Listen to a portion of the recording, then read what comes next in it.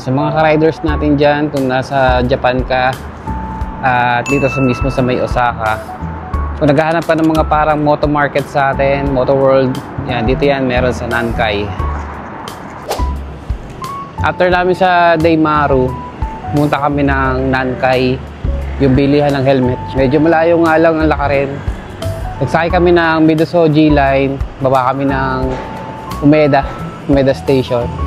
At yan, makikita nyo sa background ko yung mga rims, oh. Mga motorcycle parts, pang mga big bike. Sa mga naghahanap ng parts ng big bike dito. And ito yung helmet shop na sa harap namin. So ito yung Nankai. Yan, yung mga motorcycle parts. And then ito yung mga helmet. Kung gusto yung dumiin sa helmet, yan, dito yan. Check natin. So ito yung building niya. Sa mga gustong dumiin sa helmet, pwede kayong umakyat dito. Tara, pasukin natin. Yung mga naghahanap ng mga gears, helmet, sa may first floor ng Nankai helmet. Pwede nyong ipin Nankai Buhin Honten. Uy, Shoei 96,800. Ayun, mga nagsusukat ng helmet, oh. Mga nakabing bike. Aray. So dito pag bibili ka ng helmet, merong personal fitting system. So susukatin talaga nila yung circumference ng ulo mo para mabigay sa iyo yung tamang sukat ng helmet mo. Yan, syempre pag magsusukat ka, katulad yan si Kuya. Yung mga Shoei, oh. Kahit half face lang, 53,295. Half face na Shoei. 53,000 yen. Convert mo na lang. Tax free. Yung mga pang motocross na helmet. Kabuto. Meron din dito ang Kabuto. Yan. Sikat yung Kabuto dito sa Japan. Maganda rin ang quality niyan. At wag ka, medyo may kamahalan din yung mga price niyan. Yan, nagre-range siya 40,000 hanggang 28,000 hanggang 40,000. Yan, Kabuto. Ito yung pinakamahal na Kabuto na nakita ko dito. 70,000. 30,000 yan pag sa Philippine peso. Convert nyo na lang. Yung mga parts ng helmet. Shoei. Ay, yung mga parts ng helmet ng Arayo, meron din dito.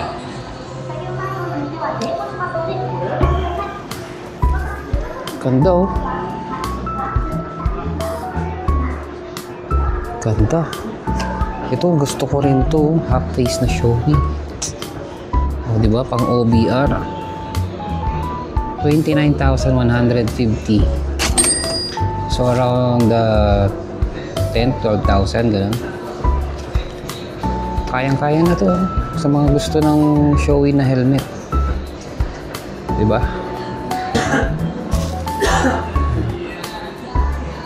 Ito, baka nandito na yung dream helmet niya. Aray. Ayan, so nagpaalam naman tayo, pwede naman daw mag-video. Oh, this one. Aray. Parang ang ganda nito, white. Bagay na bagay sa ADV, oh. Black and white. Oh, mura na to, 32,450. So, yun, pag kinonvert mo, around 12,000. Shoei, ang ganda ng white, oh. Ayun, oh. 29,000, mas mura. So, mga 9,000 lang, may half face na Shoei helmet ka na. Nice. Intercoms, meron din dito. Intercoms B+. Yung mga gears. Sena. Ito yung magandang intercom, oh. Sena. Ayan siya. Nice. May professional fitting dito. Magbabayad ka kung gusto mong magpapit ng size ng helmet mo.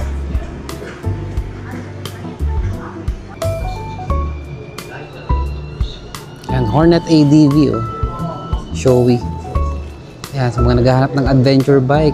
Yan ang price. Convert nyo na lang. 71,060, 58,520 yen. Showy. Ito talaga trip ko eh. Oh. Diba? Mapapaaray ka naman. 62,370. Actually, mura na yan. Tax-free. 10% off. Yan, sa mga naka-ABB dyan, mga ka-160 natin, oh. Kung gusto nyo dumiin ng helmet, 62,370 yen. Convert nyo na lang. So, around ano yan, 24,000. Mga ganun. Convert nyo na lang. Ganda, oh. Sa mga naka-adventure bike dyan, oh. Marami bang kulay? May black, may silver, then may showy rin. Oh. May showy rin na brand. Yan, sa mga gustong umaray. Ayun, pang motocross na yan. Ito naman, kung gusto niyo may mga design. Yan. Okay. Ayos. Okay.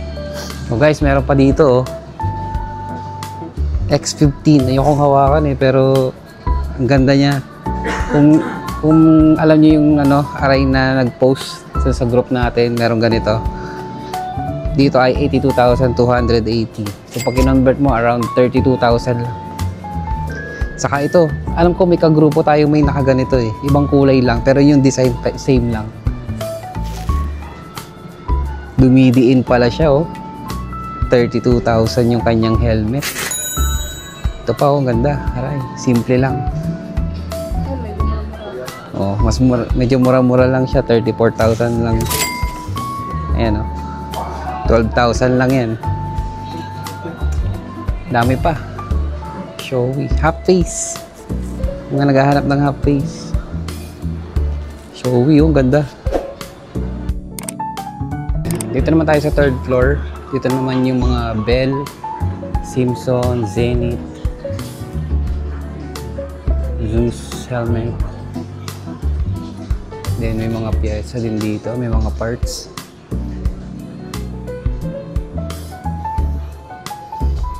Kasi mga naghahanap ng Bell na helmet. May mga diecast din dito. Mga lens. Yan. Pati ibang klaseng lens. Sunglasses. Yan. Mga pang rides cover ng motor. Dito pala sa third floor, mga accessories. May mga top box din, side panniers, GB, cool case. Parang wala sa atin yan. Ito yung mga parang saddle bag.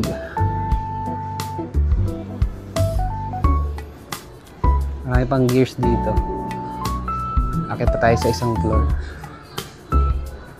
Try natin sa taas naman. O dito may mga diecast. Check natin to. Oh, panis, oh. Ganda, no? Sarap niya pan-display, oh. Banking. Okay, final floor. Dito naman sa fourth floor, mga riding gears na to. Yan, mga motorcycle boots. Ay, mga tactical na jeans para kahit maulanan, di mabasa ang betlog. Ayan, oh. Oh, di ba? Mga gloves.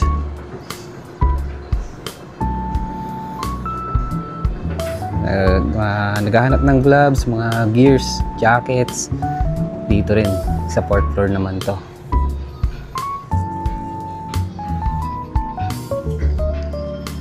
Oh, Moto Viper. Pwede na kaya to?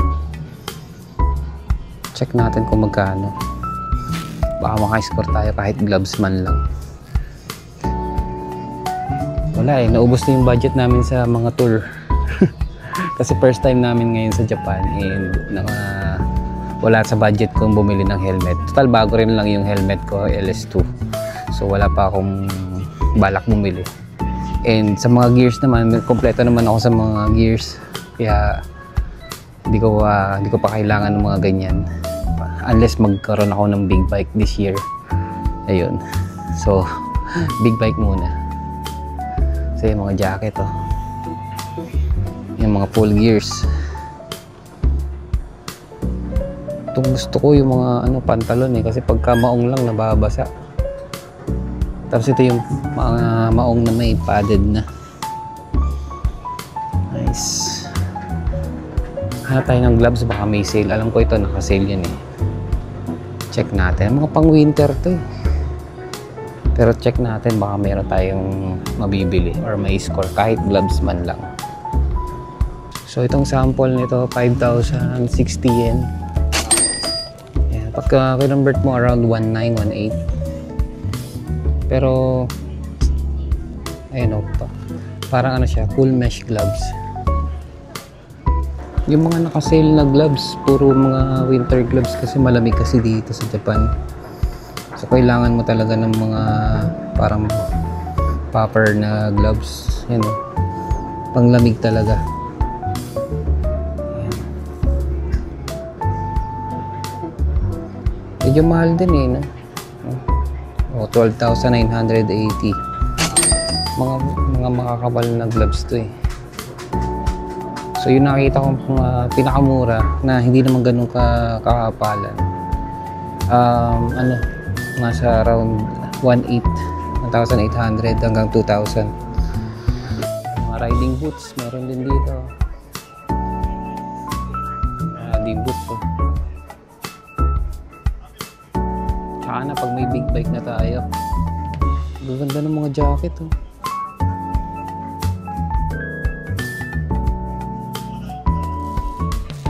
Sarap mamili dito. Okay, so baba na tayo. So ito buong floor, mula baba hanggang 4th floor, puro motorcycle accessories from helmet to gloves to boots, mga parts meron dito. So yun, kung bisita ka dito sa Osaka, malapit lang to sa Osaka Station. Medyo lalakarin mo lang paglabas mo ng Osaka Station, then ipin mo lang sa Google Map, Nankai Helmet. Yan. Matutuntun mo na itong isang building na to na pang motorcycle na gears. Alright? So yun lang. If you want more Osaka vlogs, please make sure to subscribe. Peace out. Ride safe sa lahat.